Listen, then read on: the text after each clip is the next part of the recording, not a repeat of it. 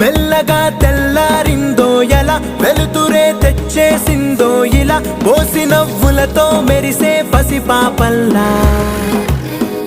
చేదతో బావులలో గలగల, చెరువులో బాతుల ఈతల కళ, చేదుగా ఉన్న వేపను నమిలే వేళ. చుట్ట పొగ మంచుల్లో, చుట్టాల పిలుపుల్లో, మాటలే కలిపేస్తూ మనసారా మమతల్ని పండించి అందించు హృదయంలా. మంటలు ఆరే